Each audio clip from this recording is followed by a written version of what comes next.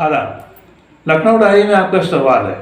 आज मैं आपके सामने अवध के पहले नवाब सादत खान के सिलसिले की तीसरी कड़ी पेश कर रहा हूँ। मुलाहिजा फरमाइए। 1738 में नादिर शाह कंधार फतह करने के बाद जलालाबाद, काबुल और अटक को फतह करता हुआ लाहौर पहुँचा। नादिर शाह के लाहौर पहुँचने की खबर मिलते ही मुगलिया फौज कमरुद्दीन खान और मीर बख्शी की कमान में दिल्ली से चलकर पानीपत से पहले करनाल के मुकाम पर पहुंचकर खेमजन हो गई। नादिर शाह से मुकाबला करने के लिए मुगल शहंशाह मोहम्मद शाह भी अपनी फौज के हमरा दिल्ली से निकलकर करनाल पहुंचे, तो दूसरी तरफ नादिर शाह भी पानीपत पहुंचा और मोहम्मद शाह के खेमे से 6 मील के फासले पर खेमजन हो गया। दिल्ली से निकलने से पहले मुगलिया शहंशाह ने अपनी मदद के लिए नवाब सादत खान को खत रवाना किया। खत मिलते ही नवाब सादत खान ने निज़ाम हुकूमत अपने भांजे सफदरजंग को सौंपा और अपनी फ़ौज के हमरा दिल्ली के लिए रवाना हो गए। इस वक्त वो अपने पैर के एक ज़ख़म से परेशान थे, मगर उन्होंने इसकी परवाह नहीं की और अपने भांजे मिर्ज़ा मोहसिन और भतीजे शेरजंग के हमरा 17 फरवरी 1739 को दिल्ली पहुंच गए। इधर नादिर शाह को खबर मिली कि अवध का सूबेदार अपनी फ़ौज के हमरा करनाल की तरफ आ रहा है, तो उसने एक फौजी दस्ता सादत खान को रोकने के लिए रवाना किया। नवाब सादत खान तो पहले ही अपनी फ़ौज के हमरा मोहम्मद शाह से जा मिले थे, मगर उनके पीछे सैकड़ों ऊँटों पर उनका सामान जो पीछे रह गया था, उस पर नादिर शाह की फ़ौज ने हमला कर दिया और खूब लूटपाट मचाई। दूसरी तरफ नवाब सादत खान और दीगर सरदारान फ़ौज नादिर शाह से निपटने का मंसूबा बना रहे थे कि इतने में खबर आई कि ईरानी फ़ौज ने सादत खान के काफ़िले पर हमला कर दिया है, जिसमें सैकड़ों सिपाही मारे गए और 500 ऊँट ईरानी फौजी अपने साथ ले गए। अपने काफिले पर ईरानियों के हमले की खबर सुनते ही सादत खान को गुस्सा आ गया और उन्होंने बादशाह से ईरानी फौज पर हमला करने की इजाज़त मांगी, मगर वज़ीर कमरुद्दीन ने उन्हें रोक दिया।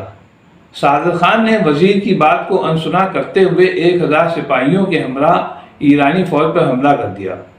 नवाब सादत खान को मैदान में देखकर नादिर शाह ने अपनी फौज की टुकड़ी मुकाबले पर भेजी।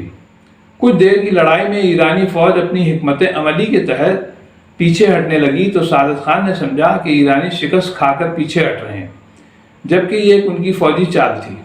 सादत खान ने एक कासिद के हाथों बादशाह को खबर पहुंचाई कि ईरानी फौज पीछे हट रही है, बराए मेहरबानी फौजी मदद भेजिए ताकि ईरानियों को शिकस्त दी जा सके। नवाब सादत खान आगे बढ़ते गए और ईरानी फौज पीछे हटती चली गई और वो हटते हटते उस मुकाम पर पहुंची जहां एक ताज़ादम फौज घात लगाए बैठी थी। जैसे ही नवाब सादत खान ईरानी फौज का पीछा करते हुए ईरानी फौज की कमीनगाह के करीब पहुंचे, तो छिपी हुई फौज ने उन्हें चारों तरफ से घेर लिया। इधर खबर मिलते ही मुगलिया फौज मीर बख्शी की क़यादत में आगे बढ़ी, मगर उसका रास्ता ईरानी फौज ने रोक लिया, जिसकी वजह से वो सादत खान की मदद को नहीं पहुँच सकी। इस लड़ाई में मीर बख्शी जख्मी भी हो गए। दूसरी तरफ ईरानी फौज से घिरे नवाब सादत खान और मिर्ज़ा मोहसिन और शेरजंग लड़ाई में मसरूफ़ थे कि अचानक शेरजंग का हाथी भड़क उठा। उसने महावत को गिरा दिया और सादत खान के हाथी को ढकेलता हुआ दुश्मन की फौज में जा घुसा। ईरानी फौज में घिर जाने के बावजूद सादत खान ने तलवार नहीं रोकी। लड़ाई के बीच एक ईरानी सिपाही जो नवाब सादत खान का हमवतन था और उनको जानता भी था, उनके करीब आया और उनसे हथियार डाल देने की गुजारिश की। अपने बचाव का कोई रास्ता न देखकर नवाब सादत खान ने उस ईरानी सिपाही की बात मान ली और हथियार डाल दिए। उस ईरानी सिपाही ने नवाब सादत खान को कैदी बनाकर नादिर शाह के सामने पेश किया। सादत खान की गिरफ्तारी और मुगलिया फौज की शिकस्त के साथ ही करनाल की लड़ाई खत्म हो गई। नादिर शाह ने सादत खान को देखते ही उनसे पूछा कि एक ईरानी होने के बावजूद तुम मैदान जंग में पहले लड़ने क्यों आए? सादत खान ने जवाब दिया कि अगर मैं सबसे पहले लड़ने नहीं आता तो दीगर सरदारान फौज मुझ पर इल्ज़ाम लगा सकते थे कि मैं ईरानियों से मिल गया हूँ और हिंदुस्तान में ईरानी नाम बदनाम हो जाता। नादिर शाह नवाब सादत खान का जवाब सुनकर बहुत खुश हुआ और उसने नवाब सादत खान को आज़ाद कर दिया। नवाब सादत खान ने सियासत से काम लेते हुए नादिर शाह से कहा कि एक सालार की शिकस्त को शिकस्त नहीं समझना चाहिए, क्योंकि मीर बख्शी जख्मी हो गए थे, उनका रिसाला पीछे हट गया था और मेरा हाथी भड़क कर आपकी फ़ौज के घेरे में आ गया था। मुगलिया सल्तनत बहुत ताकतवर है, ابھی بہت سے سردار باقی ہیں جو ایرانی فوج کو آسانی سے شکست دے سکتے ہیں، اس لیے آپ بادشاہ سے صلح کر لیں۔ سعادت خان کے مشورے پر عمل کرنے کے لیے نادر شاہ نے نواب سعادت خان سے صلح کا راستہ پوچھا تو نواب سعادت خان نے مشورہ دیا کہ آپ مغلیہ وزیر نظام الملک کو بلوا کر ان سے صلح کی بات کر لیں۔ نادر شاہ نے نظام الملک کے پاس صلح کا پیغام بھجوایا۔ نظام الملک اور نادر شاہ کے درمیان صلح نامہ تیار ہوا، جس کے تحت نادر شاہ کو 50 لاکھ روپے تاوان کی شکل میں دینے کی بات کہی گئی تھی۔ شہنشاہ محمد شاہ نے بھی صلح نامے پر اپنی منظوری کی مہر لگا دی، مگر ہونی کو تو کچھ اور ہی منظور تھا۔ کرنال کی لڑائی میں میر بخشی زخمی ہو گئے تھے، دوران علاج ان کی موت ہو گئی۔ ان کے انتقال کے بعد ان کی خالی جگہ پر بادشاہ نے نظام الملک کو مامور کر دیا، جبکہ نواب سعادت خان کو امید تھی کہ بادشاہ ان کی وفاداریوں کے صلے میں یہ پوسٹ ان کو دیں گے، جبکہ وزیر نظام الملک نے سعادت خان کو میر بخشی کی جگہ اپوائنٹ کرنے کا وعدہ بھی کیا تھا۔ وزیر کی وعدہ خلافی سے ناراض ہو کر نواب سعادت خان نے نادر شاہ کو دہلی کے خلاف بھڑکا دیا۔ 50 لاکھ روپے کے سمجھوتے کے بعد نظام الملک جب دوبارہ نادر شاہ سے ملنے پہنچے تو نادر شاہ نے ان سے 20 کروڑ روپے اور 20,000 گھوڑوں کی ڈیمانڈ کر دی۔ نادر شاہ کی اس ڈیمانڈ پر نظام الملک گھبرا گئے۔ انہوں نے اپنی مجبوری ظاہر کی تو نادر شاہ نے ان کو قید کر لیا۔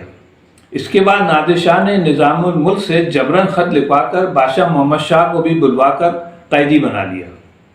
اس کے بعد نادر شاہ نے ایک گھڑ سوار دستے کے ساتھ اپنے ایک وفادار سردار کو اپنا نمائندہ بنا کر اور سعادت خان کو محمد شاہ کا نمائندہ بنا کر ایک فرمان کے ساتھ دہلی روانہ کیا، جس کے مطابق شاہی محل، گودام اور خزانے کی تمام چابیاں نادر شاہ کے وفادار سردار کے ہاتھ سونپ دی گئی۔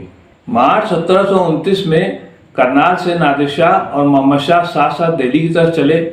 دہلی کے شمالی علاقے میں نواب سعادت خان نے دونوں بادشاہوں کا استقبال کیا۔ محل میں داخل ہو کر نادر شاہ دیوان خاص کے قریب شاہی محل میں ٹھہرے اور محمد شاہ آزاد برج میں ٹھہرے۔ اس کے بعد نادر شاہ نے شاہی خزانے پر قبضہ کر لیا۔ شاہی خزانے کو دیکھ کر نادر شاہ آگ ببولا ہو گیا، کیونکہ اس کی مانگی گئی رقم خزانے میں موجود نہیں تھی۔ اس نے نواب سعادت خان کو بلوا کر حکم دیا کہ اس کی مطلوبہ رقم جلد سے جلد اس کے سامنے پیش کی جائے، نہیں تو تم وہ رقم مجھے دو گے۔ نادر شاہ کی دھمکی کو سن کر نواب سعادت خان واپس اپنی رہائش گاہ پر آئے اور 19 مارچ 1739 کو مایوسی کے عالم میں زہر کا پیالہ پی کر آخری نیند سو گئے۔ کچھ تاریخ نگاروں کا خیال ہے کہ نواب نے ہیرا چاٹ دیا تھا۔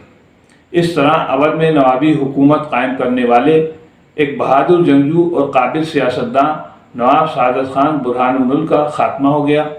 انہوں نے صوبہ اودھ کو جو ترقی کا راستہ دکھایا، اس پر چل کر اودھ نے وہ مقام حاصل کیا جو دوسرے صوبوں کو میسر نہ ہوا۔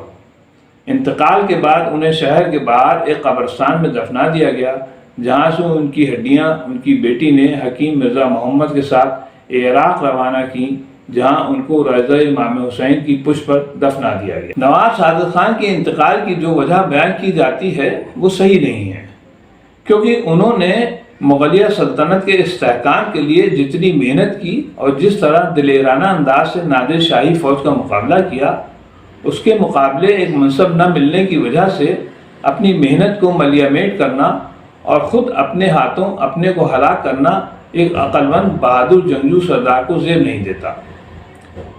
دوسری بات یہ کہ جس وقت نواب کا انتقال ہوا، اودھ کے خزانے میں 19 کروڑ نقد اور جواہرات بھرے ہوئے تھے، جبکہ نواب سعادت خان نے اس صوبے کا اقتدار سنبھالا تو اس کی آمدنی کچھ بھی نہ تھی۔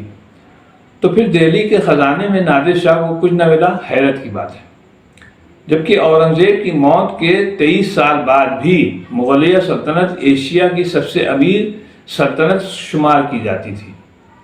نادر شاہ کے ہاتھوں دلی لٹی، یہ اور بات ہے۔ نواب کے انتقال کی اصل وجہ وہ زہریلا پھوڑا تھا جو ان کی ران پر نکل آیا تھا، جس کو یونانی حکیموں نے شقہ قلوش کہا ہے، جو ایک طرح کا کینسر تھا۔ یہ لا علاج زہریلا پھوڑا جان لے کر ہی رہتا تھا، اور نواب کا انتقال بھی اس کی وجہ سے ہوا تھا۔ بہرحال اودھ میں نوابی حکومت قائم کرنے والے اودھ کے پہلے حکمران نواب سعادت خان برہان الملک کا انتقال 20 مارچ 1939 کو ہوا۔ آپ نے اودھ پر 17 سال حکومت کی۔ بہرحال اس بات کو یہیں پہ ختم کرتے ہیں۔ اگلی قسم میں آپ کی خدمت میں اودھ کے دوسرے حکمران نواب ابو المنصور صفدر جنگ کا ذکر پیش کروں گا۔ جب تک کے لیے اجازت چاہتا ہوں۔ خدا حافظ۔